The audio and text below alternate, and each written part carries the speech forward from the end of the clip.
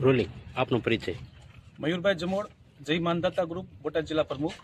આજે એસપી કચેરી આપ આવ્યા છો, શા માટે આવ્યા છો? ગઢડા તાલુકાના ગાળા ગામની અંદર રસિકભાઈ શિવાભાઈ ગાબુ, એમનો પરિવાર અને એમના દીકરા શ્રી એસઆરપીમાં નોકરી કરે છે.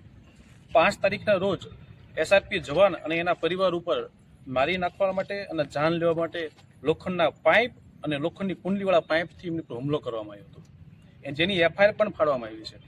આ જે આરોપી છે કુકાભાઈ, રત્નાભાઈ અને અજયભાઈ છે.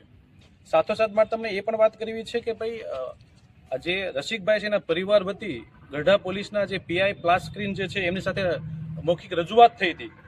મૌખિક રજૂઆતમાં પીઆઈનું કહેવું એવું છે કે ભાઈ આ જે છે એ કાંઈ ગુનો ન કહેવાય, આમાં ઘર બેઠા જામીન મળી જાય, આની કોઈ ધરપકડ ન હોય.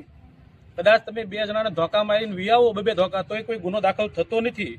આવું પીઆઈ આ લોકોને વારંવાર આમ ટોર્ચર કરી રહ્યા છે.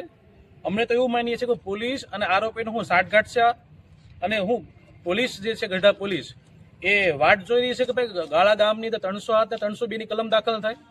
ગઈકાલે રાત્રે રસિકભાઈ એમના ઘરેથી કંઈક બહાર જતા હતા, ત્યાં પેલો કુકાભાઈ કરીને અજયભાઈ કરીને ગાડી લઈને ત્યાં નીકળે છે, મારી નાખવાની એના પરિવારને, એસઆરપી જવાનને મારી નાખવાની ચોખ્ખી ધમકી આપી રહ્યો છે. આપની માંગ શું છે? બસ અમારી માંગ એ છે તાત્કાલિક એ લોકો પકડાય.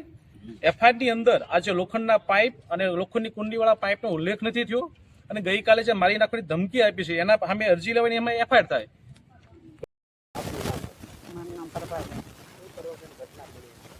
એમાં એવું હતું કે મારા ધણી આવતા હતા વાડી ટેમ્પો લઈને, તો એ ગાડી મૂકીને ઉતો હતો, તો એને એમ કીધું કે સાઈડમાં ગાડી લઈ લે, તો ટેમ્પો લઈ લે.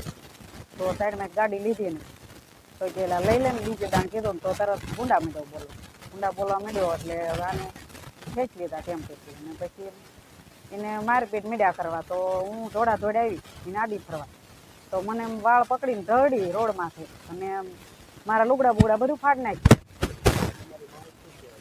મારી માંગ એ છે કે મારો દીકરો પોલીસ ઓફિસર હોવા છતાં જો અમારી માથે આવું થાય તો બીજાની માથે શું ન થાય, અને તો કાર્યવાહી કાંઈ કેમ થતી નથી. અને મારા દીકરાને પોલીસ ઓફિસર હોવા છતાં માર્યો તો અમારે ન્યાય જોવો.